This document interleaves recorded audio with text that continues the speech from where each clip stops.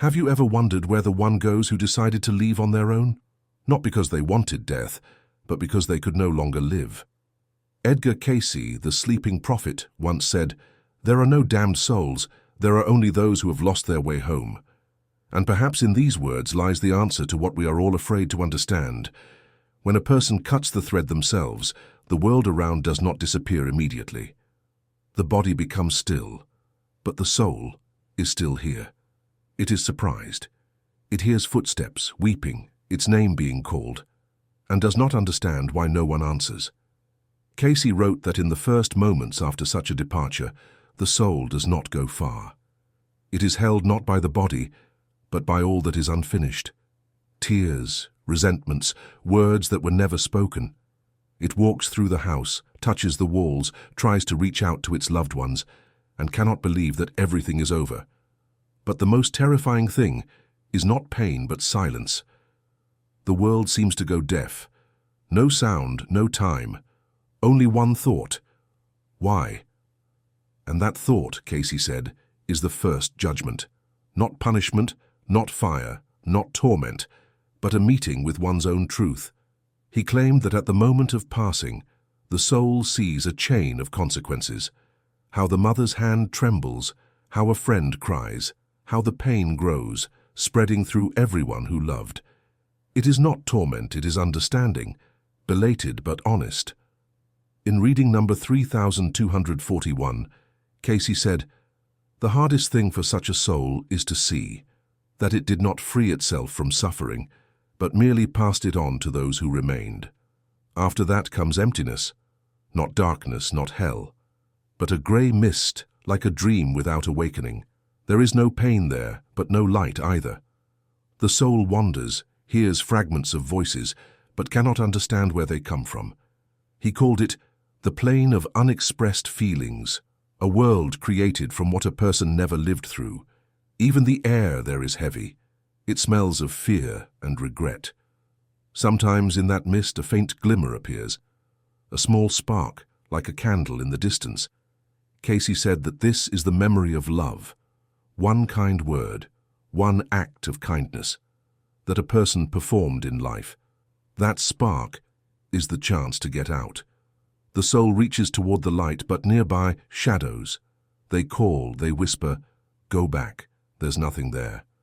They are reflections of fear, and if the soul listens to them, it remains to wander, forever searching for the exit it is itself afraid of. But as soon as it remembers even one smile, one feeling where there was no pain, the mist begins to thin. A tremor appears, warmth, like the breath of a loved one nearby. Cayce called it the first touch of compassion. Sometimes it is given by other souls, those who once also left in despair, but found their way back. They do not speak, they simply exist. And by that, they return faith. In one of his readings, Cayce described a woman who took her own life after losing her child. He said, "She stood at a door behind which she heard his laughter, but she could not enter until she forgave herself." Do you understand? It is not God who punishes. We hold our own chains. And only when the soul says, "I am ready to understand," everything around begins to change. The mist clears, the pain quiets, and for the first time, there is a feeling that someone is near, unseen but tangible, like someone's breath. Cayce wrote, "When the light touches the soul, it does not call, it waits. And if the soul takes even one step toward it, the journey home begins." Cayce said, "The soul does not disappear. It seeks a way out even if it has closed the door itself. Sometimes this lasts a long time, a very long time, because time there is different. It flows not in minutes, but in realizations. At first, the soul sees only a grey expanse, like a thick fog. It is not frightening. It is soundless. This space is made of what the person did not let go of.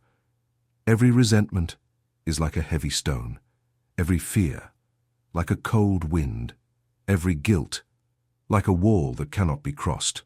In reading number 2873, Cayce said, "No one keeps the soul in darkness. It builds its own walls from what it fears. Sometimes among this fog, a flickering light appears.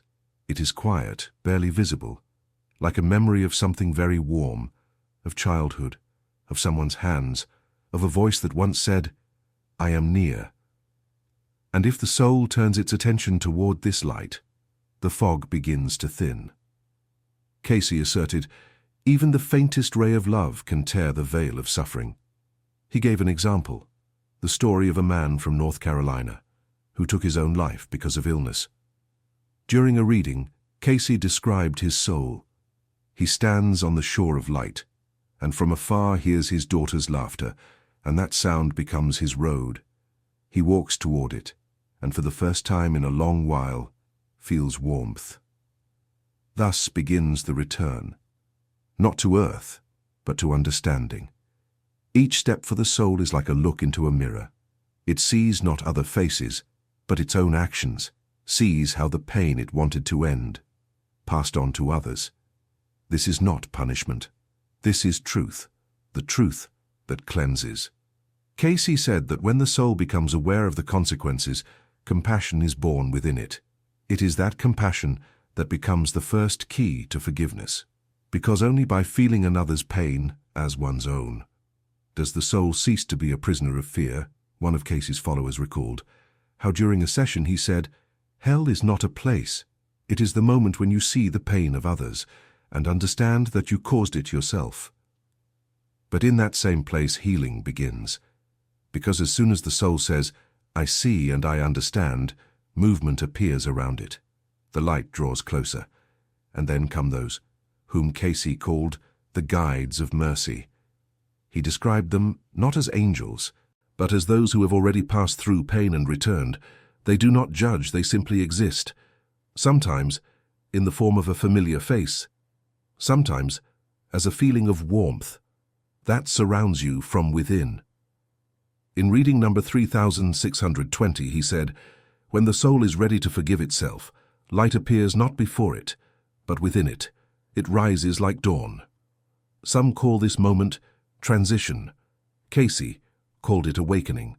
He said that in this instant, the soul for the first time truly hears the voice of God, not as speech, not as thunder, but as silence in which everything becomes clear. And yet not every soul can accept this light at once. Some turn away. They think it will judge them, reveal everything they were ashamed of, and so they return again to the grey world. But the light continues to wait. Cayce wrote, "The light does not call. It waits until fear grows tired. Sometimes it lasts an eternity, and sometimes only a moment. There are times when help comes from earth, a prayer, a word, even a kind thought. All of this pierces the fog," Cayce claimed, that the love of the living can change the path of the departed. He called it the call of the heart. In one session, he described a woman who lost her son and prayed for him every night, asking for nothing except that he not be afraid there. Cayce said, her love became a staircase out of the darkness for him. Perhaps that is why we sometimes feel a sudden chill, or as if someone invisible is near when we think of those who are gone. It is not mysticism. It is connection. It is finer than breath, but stronger than time. And when the soul feels that someone on earth still remembers, it stops fearing the light and takes a step toward where purification begins. When the soul takes a step into the light, begins what Cayce called purification through light. It is not pain and not punishment. It is awakening. The light does not blind. It simply reveals the truth. Cayce said, "In the light, it is impossible to hide. It does not judge. It reflects. The soul sees everything it has ever felt, everything it has given, and everything it has taken away. And it is not just a vision. It is full experience. You feel every word spoken with love, and every word spoken with pain. You understand how one small action could have saved or destroyed someone's life." In reading number 2914, Cayce said, "Every thought is a thread, and when you look at them from above, you see the pattern you have woven with your whole life. Some souls cry in this moment, But these are not tears of despair, they are cleansing. Because for the first time in a long while, they feel that everything makes sense. He said, "There is no punishment, there is understanding, and that understanding changes everything." In one of his sessions, Cayce told the story of a man who took his own life, unable to forgive himself for betraying a friend. He saw his soul in the space of light, where that very friend stood beside him, not with accusation but with warmth. They did not speak. They simply looked at each other, and the pain began to dissolve. Cayce said, "Forgiveness is the language in which God speaks. It is here that the soul first feels peace, not the kind that resembles oblivion, but the kind in which questions disappear, because the answers become clear. Many souls going through purification begin to remember past lives, sometimes in flashes, sometimes as entire stories. Cayce described it as the reflection of an infinite spiral. He said, when the soul sees all its incarnations, it understands there were no mistakes, there were only lessons. At that moment, time loses meaning. The soul sees itself as a child and an old man, a woman and a man, as one who loved and one who caused pain. And suddenly realization comes. All of this is one path, a path leading to love. Cayce wrote, "Everyone who has understood the pain of others becomes closer to God, because God is the feeling of unity itself. Sometimes at this moment, the soul meets its guides again, but now not as teachers but as equals. They smile and the soul understands that it was never alone." He told of a reading in which he saw a soul who had taken its own life meet in the light a woman. It had once considered an enemy in a past life, and when they touched each other, all their past vanished. Only gratitude remained. Cayce said, "Forgiveness is not the end of the path, it is its beginning." After this, the soul enters the space. He called the plane of understanding. He described it as an ocean without shores.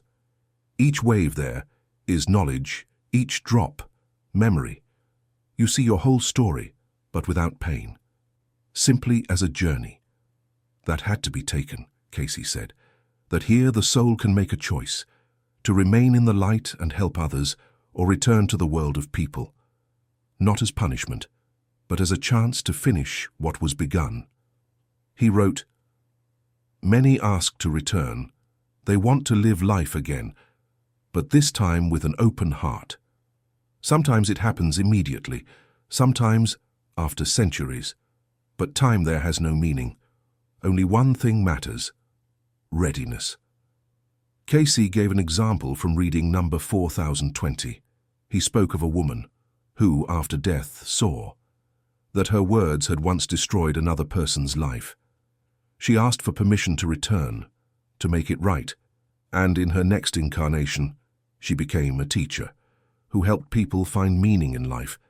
He said, "Love always finds its way back, even if once you were the one who broke it."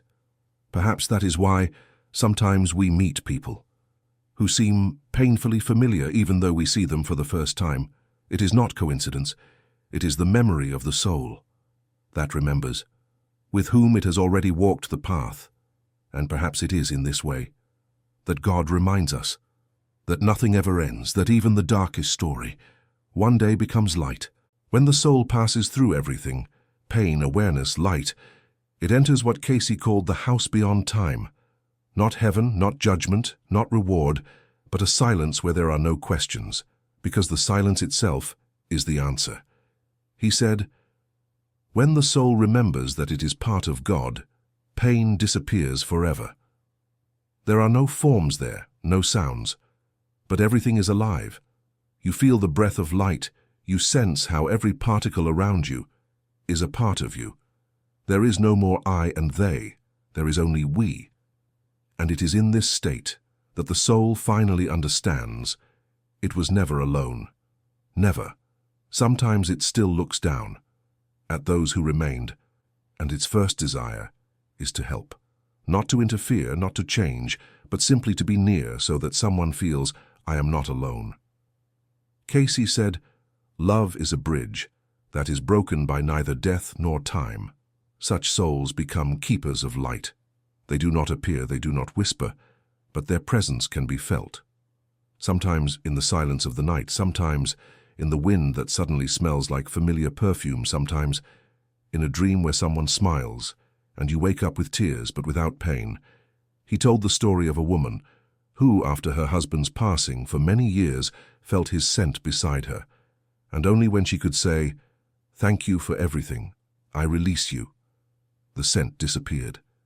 But with it, her grief vanished too. Cayce explained, "When we let go, we do not lose, we return. Because love does not hold, it guides. Souls who have passed through purification make a choice to remain in the flow of light or to return." He called it a new circle, but now their movement is conscious, without fear, without pain. And if they choose to return, they carry with them the memory of the heart, wisdom, compassion, understanding. Cayce wrote, "Those who once knew darkness return to become light for others." He gave an example from reading number 4055. A boy who saved a friend from drowning and died had in a past life been one who took his own life. He returned to save, not to leave. You see, that is the meaning of the entire circle. Not punishment, not forgiveness, but understanding. Until the soul learns to love, it returns, not because it must, but because it wants to. Cayce often repeated, "Even the shortest moment of love is stronger than 1,000 years of fear." He said that when the soul finally accepts the light, all separation disappears. There is no above and below, no there and here. There is only movement, and in that movement, peace. He called it the source, the home of all souls, a place where God is not an image but a presence, and where every spark is part of infinite breath. In one of his last readings, he said, "I saw a light that does not blind. It simply waits. It waits until every soul understands that it has always been within it." And perhaps that is why the most tired souls sometimes smile when they leave the body, because they recognize that light. It had been with them always, in every act of forgiveness, in every look of love, in every thank you spoken sincerely. Cayce said, "God does not demand faith. He asks, remember. Remember that you are not the body, that death is not the end, but a step, that pain is not punishment, but a key, that love is not a feeling, but a form of light, in which all existence lives." And if you are hearing these words now, know, and this is not just a story, it is a reminder, that your soul is eternal, that everything you have lost is actually waiting for you, where there is no time. Cayce said, "No one is lost. Some simply take longer to get there. So do not fear, do not blame, do not rush, just live, forgive, love. And when your day comes, you will remember, you will recognize that light. It will not be outside, but within you. And you will understand. Death is not the end. It simply brings us home."